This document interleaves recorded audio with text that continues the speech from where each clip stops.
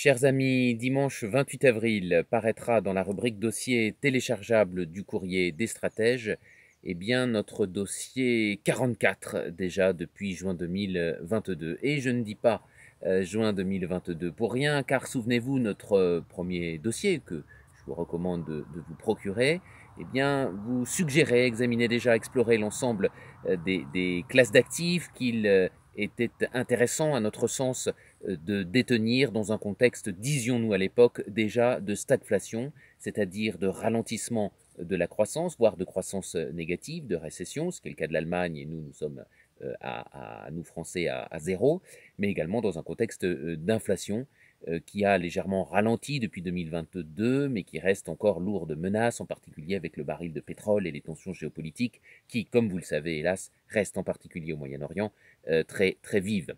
Et donc, dans ce dossier numéro 44, on va regarder le match de l'ensemble des classes d'actifs sur le long terme et en réalité sur le très long terme, aussi loin que les statistiques de l'INSEE, de la Banque de France, d'Euronext, de Bloomberg, eh bien, nous ont permis d'aller, avec quelques connaissances historiques pour compléter. En réalité, on a des données jusqu'en 1840, et puis pour la période 1795 ou 1803, 1840, eh bien, on sait que c'était les talons or en France, et donc on peut, je dirais, prolonger un peu les courbes sur la période 1840 et les décennies précédentes. Et donc, pour cinq principales classes d'actifs, pour l'immobilier parisien, pour les obligations souveraines, donc les OAT, hein, moyen long terme, outils financiers par lesquels l'État français s'endette, pour le cash mesuré avec les bons du Trésor, qui est l'équivalent des obligations mais sur le court terme, pour le marché action. Et puis, qu'est-ce que j'oublie pour l'or, évidemment? Eh bien, nous avons compilé l'ensemble de ces statistiques, en tenant compte aussi, bien évidemment, sur cette longue période de l'inflation, pour, je dirais, dresser le podium. D'abord, un podium global, donc on vous présente le résultat de ces analyses sur la période 1803-2020. Et puis ensuite, par sous-période, eh bien, on essaie de dégager des tendances. Qu'est-ce qu'il fallait détenir comme actif sur la période de l'étalon or, qui, comme vous le savez, prend fin avec la nécessité de financer la Première Guerre mondiale en 1914. Qu'est-ce qui se passe entre les deux guerres et pendant la Seconde Guerre mondiale? Qu'est-ce qui se passe au retour après la Seconde Guerre mondiale? Et puis, on sait que 1980 sur les marchés financiers marque un tournant de financiarisation du capitalisme. Comment ça s'est traduit en termes de classe d'actifs et en termes de performance des différentes classes d'actifs? Donc, d'abord une photo globale, ensuite des clichés intermédiaires par sous-période, et puis évidemment tout ça pour arriver à la période contemporaine, à la période actuelle, en tout cas depuis 2020, ce qu'on appelle le monde d'après.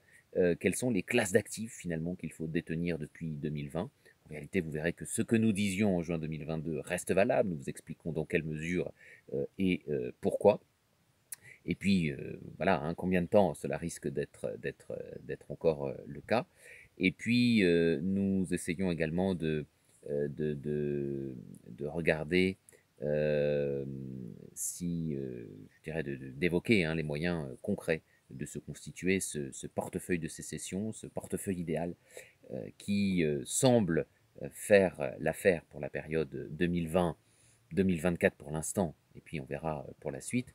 Une chose est sûre, c'est que la première partie, hein, qui porte un regard historique sur les différentes classes d'actifs depuis 1803, comparé, si vous voulez, à ce monde d'après depuis 2020, permet de bien toucher du doigt ce qui, je dirais, les marqueurs fondamentaux qui font que, par exemple, hein, ça n'est pas déflorer le dossier que de vous le dire, qui font que, par exemple, l'or est devenu un actif indispensable, comme l'étaient les obligations européennes, obligations françaises, Bund allemand ou treasuries américains sur toute la période 1000, allez, depuis 1980, euh, si l'on ne veut pas remonter très très très très haut. Voilà. Donc, période assez étrange que celle que nous vivons, qui emprunte à la fois au discours et à la rhétorique de l'économie de guerre, notamment la France, je ne vous fais pas un dessin, mais qui prolonge aussi les lignes d'un capitalisme financier où la bourse se porte très bien et où de nouveaux actifs comme Bitcoin eh bien, semblent aussi parvenir à tirer leur épingle du jeu. Donc nous essayons dimanche 28 avril à retrouver dans la boutique dossier téléchargeable du courrier des stratèges. Nous essayons de vous donner quelques pistes pour comprendre qui gagne le match du long terme en termes de classe d'actifs et puis évidemment qui s'apprête à le gagner depuis 2020. Merci de votre fidélité. À très vite.